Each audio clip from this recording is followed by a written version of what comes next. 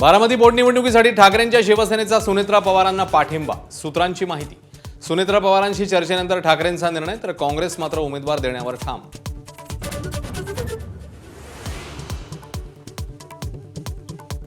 राहुरी पोटनिवडणुकीसाठी ठाकरेंची शिवसेनाही आग्रही. मातोश्रीवर बैठक. माजी जिल्हाध्यक्ष रावसाहेब खेवरे आग्रही. बाळासाहेब थोरातांनाही खेवरेंचं साकडं.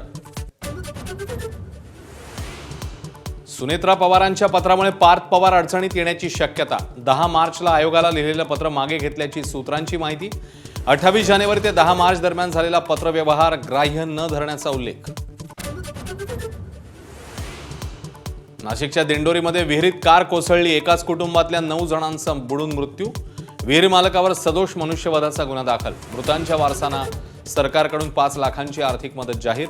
विहीर बुजवण्याचं काम सुरू.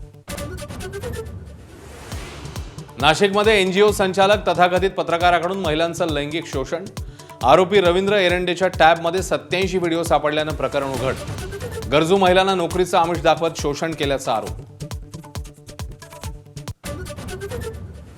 सोलापूरच्या अंजनगाव खेलोबा गावातल्या तणावावर तोडगा. पालकमंत्री जयकुमार गोरे आणि राजन पाटलांच्या मध्यस्थीनं वाद निवळला.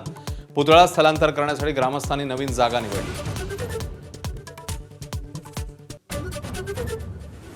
नांदेडमध्ये मध्यरात्री 2 गटात गँगवॉर. 3घांचा मृत्यू. जुन्या वादातनं हाणामारी झाल्याची पोलीस अधीक्षकांची माहिती. शिवसेना राष्ट्रवादीने बहिष्कार टाकल्यावर सातारा जिल्हा परिषदेतील सभापतींची निवड बिनविरोध. राष्ट्रवादीच्या ऋतुजा शिंदे आणि लता कर्णेंसह भाजपच्या दोघांची वर्णी. राज्यामध्ये अवकाळी पावसामुळे 5,12,000 एकरचं नुकसान. कृषी मंत्री दत्तात्रय भरणेंची माहिती. तर पंचनामे झाल्यानंतर नुकसानग्रस्त शेतकऱ्यांना मदत देणार असल्याची ग्वाही.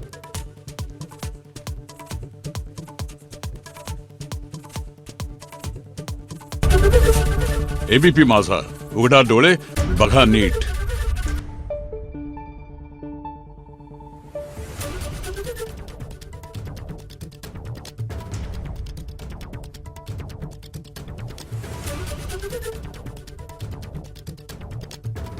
Thank you.